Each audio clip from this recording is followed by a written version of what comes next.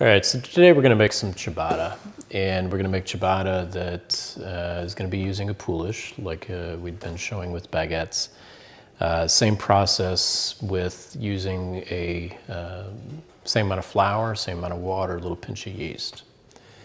We're going to make 4 kilogram total amount of dough. And from that, what I did is I took 35% of the flour out and the same amount of water, like I said, a little pinch of yeast, and let that ferment overnight. And here we are with this actually very, very nice looking poulish that has been about 16 to 17 hours. Okay. And it actually looks very, very nice. So you can see with the poulish, this rose up overnight. Like I said, it's been about 16, 17 hours. You can even see it still fermenting and a little bubbling still.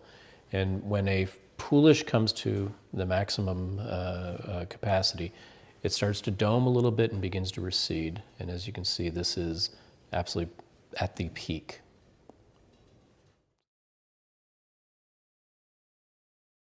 What we're going to do is take the poulish and just put it into the mixing bowl as such. See how nice that is? All right.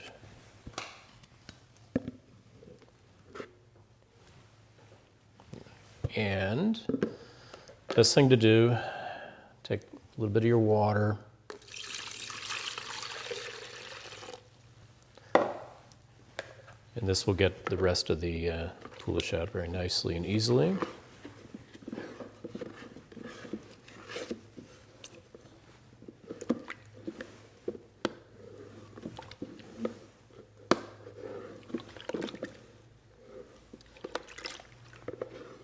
You can tell that there's so much activity going on in here. It's going to really taste good.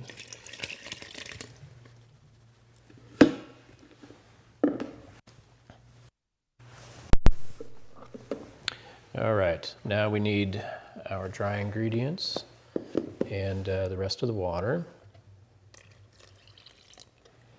And you can even see just the poulish. There's so much going on in there.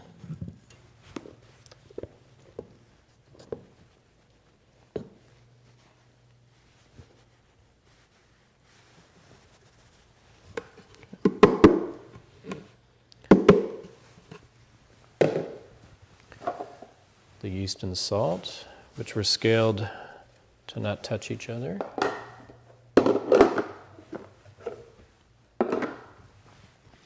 And then this dough is also going to have olive oil in there, which we will be adding here as well.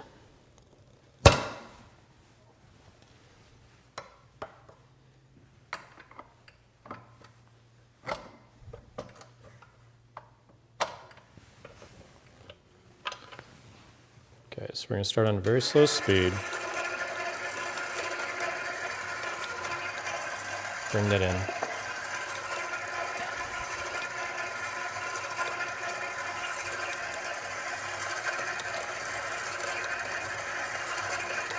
All right, so once it's starting to gather, I'm going to slowly stream in the olive oil.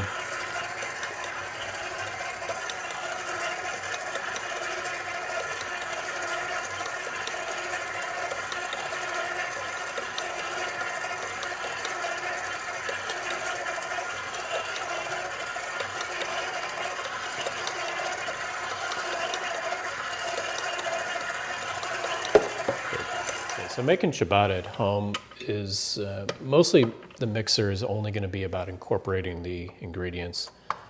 Ciabatta is a very high hydration dough. This is 73% with an additional 3% olive oil. And in doing so, what we've got is a very, very loose dough. Okay? This, to create the actual structure that's going to happen, that's going to make this a fully developed dough, it's going to be happening with folds. All right, so this is going to ferment for about 3 hours, 3.5 hours. But during that time, we are going to fold it on the table, on the bench, and that's going to continue to build up that dough strength. All right, so best thing to do, fairly liberal amount of flour on the table.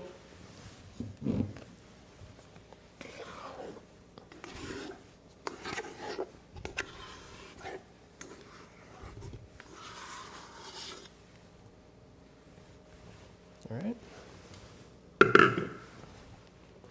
And then we're literally just going to start to fold it.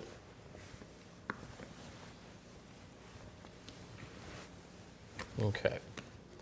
And this is going to continue to build strength as it ferments and as it has a chance for time. So what we're going to do is let this bulk ferment into this container, and I'm just going to put a little bit of oil in here because, as you can see, this dough is very, very wet and loose. And just to be able to get it out of the container when we want to fold it again, just a tiny little bit of oil on the sides is all you need.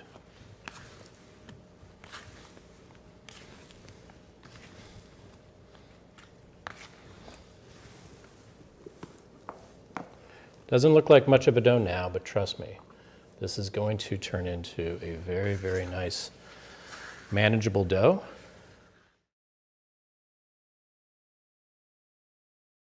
All right, so we're going to begin on our first of several folds for this dough over the next 3 hours.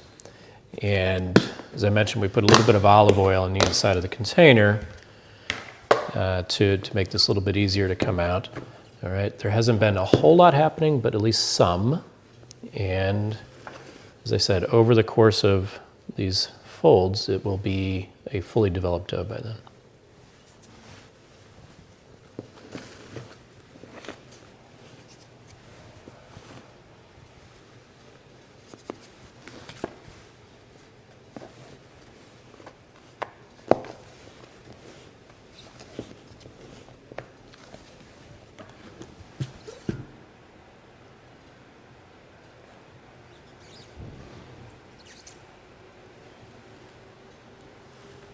All right.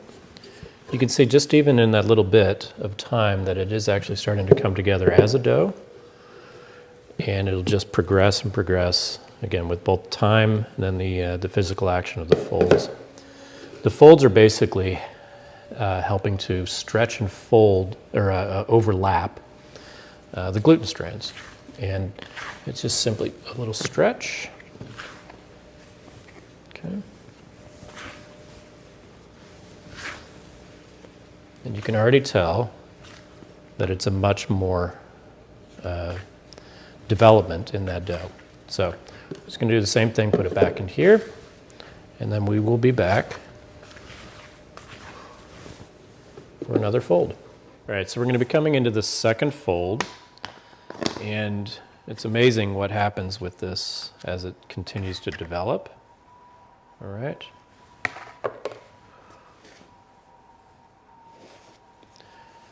So we're going to end up doing 3 folds total,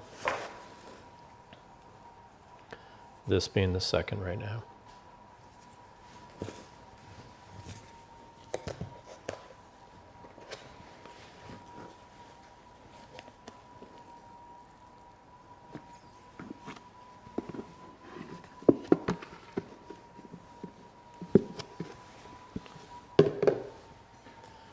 All right, you can see this just already starting to develop.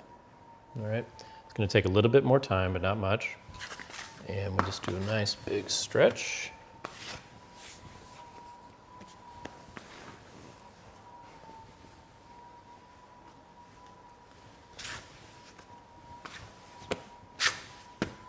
Now look at this. All right, a little bit more time, one more fold, and then we're going to be ready to divide. And then we'll bake shortly after that.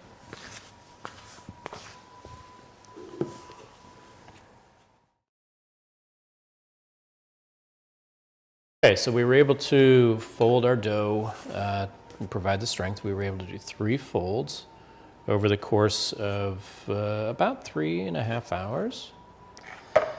And dough's looking very nice and bubbly,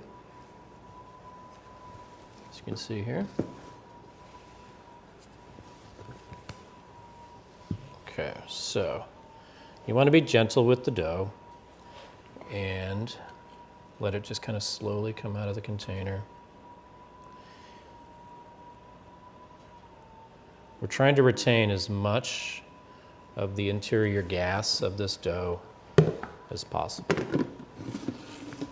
Okay, and so you see that it's got plenty of strength.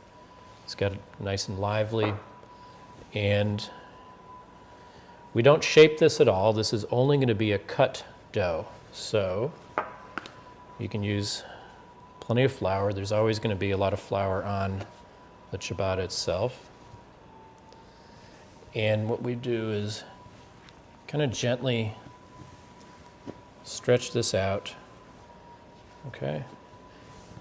And to make it manageable for cutting, you can kind of bring it out into a rectangle as such. All right? And then all we're going to do is take our dough blade, lots of flour on the couche as well, okay? Because if you don't, it will stick to the couche. So you need to make sure that you have a liberal amount on there as well. Kind of gives it that nice textured look on the bread when it bakes. So it's going to cut straight down.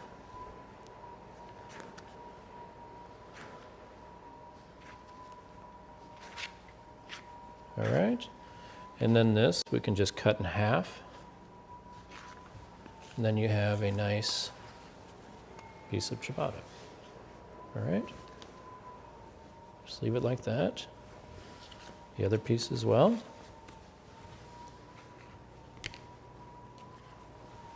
All right, and these are going to pretty much just stay just like this. And what you'll find is that if you don't put enough flour on here, and even on the sides a little bit, is that the couche will get stuck. I mean, the dough will get stuck to the couche when it sits. And this really isn't going to proof a whole lot either. So our proof time is going to be basically just getting ourselves ready for the oven and preparation that way. So, right? You want to try to support it when you're moving it so that you don't damage it in any way.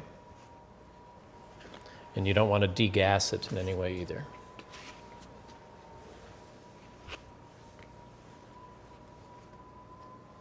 So, perfect. If it's a little tacky on the side, because that's where you cut it, again, just put a little flour there so that when you do have to transfer it and move it, that you're not going to be stuck to it. All right, I'll finish dividing this and then we'll load it shortly after this. Thanks.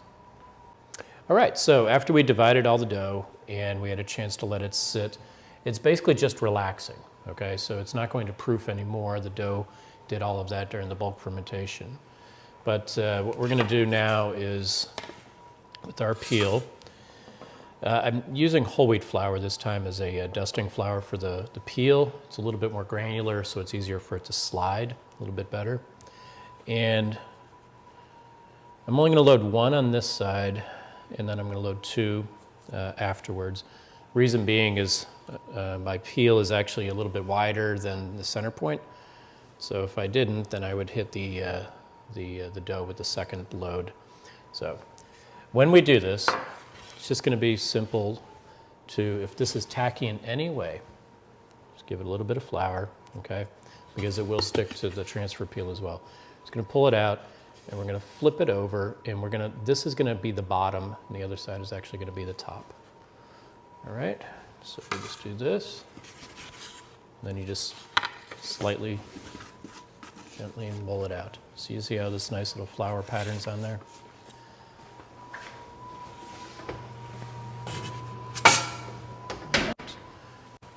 As always, we kind of go with a little bit of speed, make sure we get in there because we've got to get steam in there. I'm also going to use some crushed ice cubes and a little bit of water in the cast iron pot. Okay. When you flip it off of the couche, you just have to be gentle with it and then also be patient, because if it doesn't release immediately, you will start to just kind of let it slowly come off. So we've got to get steam in there immediately. A little bit of ice and water. Really makes that nice, and the ice actually is going to slowly steam as that goes on too. All right, so now we just have to wait to bake. All right, so we baked our ciabatta, and it made some very nice loaves. Again, it's very simple with only 4 ingredients: flour, water, salt, yeast, and it's how you manipulate the fermentation and then the hydration, length of time, all of those things. This took about a total of 3.5, almost 4 hours from when we mixed to when we divided the dough. And then we also had that the pouliche that was about 16 hours prior to. So again, it's just being able to schedule it, being able to set aside the time, and then following relatively simple process. And you can make these, these wonderful loaves. And they have a very good texture, great taste, nice open cell structure. And again, it's just simplicity, but with good procedure. I hope you enjoy these the videos again, and subscribe to the channel if you wish. And then if you haven't seen this, or you want to collect all of the videos, we have them posted on our website, kingdombread-tampa.com. All right, thank you.